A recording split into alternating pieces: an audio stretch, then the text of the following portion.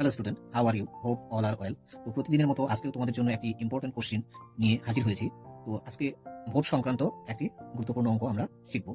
তো প্রথমে আমি কোশ্চেনটা পড়ছি। রবি এবং মনোজের মধ্যে নির্বাচনে রবি মোট বৈধ ভোটের 61% পান। যদি মোট ভোট 25,000 হয় এবং মোট ভোটের 20% অবৈধ ঘোষণা করা হয়, তবে মনোজ কত ভোট পান? তো এক্ষেত্রে মোট ভোট কত? তাহলে ভোট মোট ভোট 25,000। তাহলে অবৈধ কত? অবৈধ 20%। তাহলে এখান থেকে বৈধ কত হবে? বৈধ হবে তাহলে 100 থেকে 20 বিয়োগ হবে। 100 থেকে 20 বিয়োগ, তাহলে এটা কত হবে? 80%। ঠিক আছে, এবার রবি কত পেয়েছে? বৈধ ভোটের মধ্যে রবি কত পেয়েছে? রবি পেয়েছে 61%। তো রবি 61%। তো এই 80% বৈধ ভোট, এটাকে আমরা 100% ভেবে নেব। তো এর মধ্যে থেকে রবি 61% পেয়েছে, তাহলে মনোজ কত পাবে? মনোজ পাবে 100 মাইনাস 61।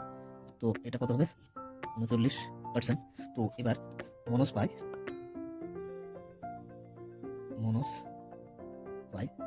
মনোজ কত ভোট পায়? দেখো বৈধ ভোট কত, টোটাল ভোট এখানে 25,000।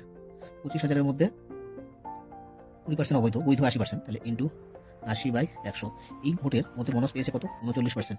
39/100। এক্ষেত্রে 4টা জিরো কাটা গেল, তাহলে এটা গুণ করলে 200 গুণ এটা, তো 7800, 7,800। তো মনোজ ভোট পেয়েছে কত? বৈধ ভোট পেয়েছে 7,800টি। তাহলে এক্ষেত্রে আমাদের সঠিক উত্তর হয়ে যাবে অপশন বি। তো এটা সঠিক উত্তর হলো। তো ভিডিওটি সম্পূর্ণ দেখার জন্য অসংখ্য ধন্যবাদ। যদি আমার ভিডিওটি তোমাদের ভালো লাগে, উপকারে আসে, তো লাইক করবে, শেয়ার করবে এবং আমার চ্যানেলটি সাবস্ক্রাইব করবে, এরকম প্রতিদিন বিভিন্ন গুরুত্বপূর্ণ অঙ্কের সমাধান সহজে শেখার জন্য। আর এক্ষেত্রে তোমাদের আরেকটা কোশ্চেন আমি রেখেছি, এই কোশ্চেনটা তোমরা ঠিক এটার মতো করে তোমরা করবে। এটা তোমাদের জন্য হোমওয়ার্ক হিসাবে আমি রাখলাম। তো এটা তোমরা করে কমেন্ট সেকশনে উত্তরটা জানাবে।